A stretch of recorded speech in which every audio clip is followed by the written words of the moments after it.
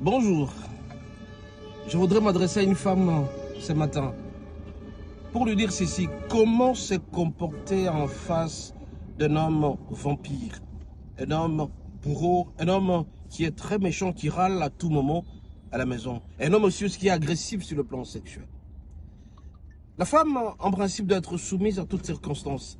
La femme doit être soumise à son mari, quelle que soit la demande. Alors, en public, quand un homme râle sur toi, il gueule sur toi, la femme doit se taire. Et quand la femme va se taire, ça va montrer à ce que la femme est soumise et que l'homme qui est en face d'elle pourra se reprocher des mauvais comportements. Parce qu'il y a d'hommes qui sont tellement méchants, qui râlent et qui portent même la main sur la femme. Alors très souvent, quand la femme est blessée, elle reste introvertie.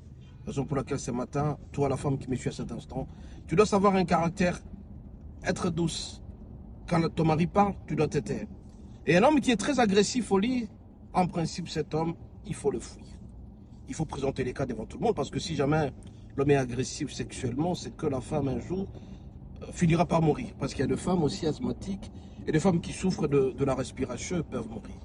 Alors femme, comment te comportes-tu au lit? Ou l'homme, comment te comporte-t-il? Quand l'homme est très agressif au lit, très souvent c'est un mauvais esprit qui traverse cet homme-là.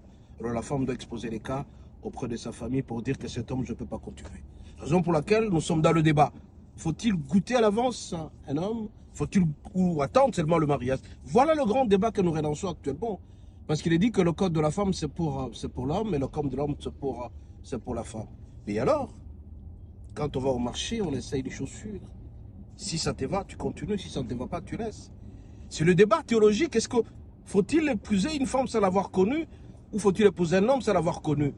Si jamais, à l'entame, tu sens que c'est un homme agressif, tu prendras toutes les dispositions possibles. Mais par contre, si c'est un homme tendre et qui te correspond, à ce moment-là, tu pourras continuer. Bref, ces débats, on laisse encore sur le plan théologique. Et je pense qu'on trouvera une solution d'ici là, sur le plan biblique, sur le plan parole. Alors, deux choses à retenir. C'est que quand l'homme râle, un homme vampire très méchant, et qui veut à tout prix gueuler sur toi en public, à ce moment-là, tu dois te taire et tu verras que l'homme, la colère va baisser et tu seras heureuse. Et si jamais c'est un homme agressif au lit, celui-là, il faut l'amener en famille et tu verras ce que ça va donner. S'il continue à être agressif, vaut mieux fuir plutôt que de garder la mort entre toi. Soyez richement bénis, à la prochaine.